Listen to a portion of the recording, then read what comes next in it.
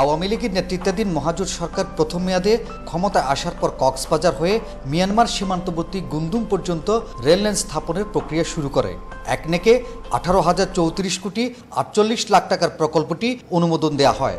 এর আওতায় 2000 থেকে রামু হয়ে গুন্দুম পর্যন্ত সিঙ্গেল লাইন ডুয়েল ট্র্যাক নির্মাণ এবং দুধাপে 130 কিলোমিটার রেলপথ নির্মাণ করা হবে।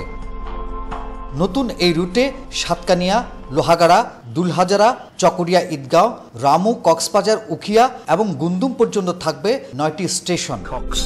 এর মধ্যে রেললাইন স্থাপনের জন্য জমি অধিগ্রহণের কাজ চলছে বলে জানিয়েছেন রেল কর্তৃপক্ষ।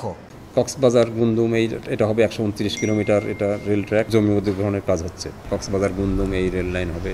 এদিকে রেললাইন স্থাপনের পাশাপাশি কক্সবাজার বিমানবন্দরকে আন্তর্জাতিক মানে উন্নীত করা হচ্ছে বলে জানালেন পর্যটন মন্ত্রী। চট্টগ্রাম কক্সবাজার বিমানবন্দরকে এটাকে বর্ধিতকরণ করছি, এটাকে আন্তর্জাতিক বিমানবন্দরে রূপান্তরের জন্য কাজ শুরু হয়ে গেছে। নতুন রেললাইন স্থাপন হলে সিঙ্গাপুর, চীন, Vietnam, Cambodia, Bharat, Bangladesh, Myanmar, Thailand ও কোরিয়া হয়ে ইউরোপ পর্যন্ত রেলপথ বিস্তৃত হতে পারে। এতে পর্যটন শিল্পের বিকাশ ঘটবে বলে মনে করেন সংশ্লিষ্টরা। হাসান ফেরদৌস, 21 টেলিভিশন, চট্টগ্রাম।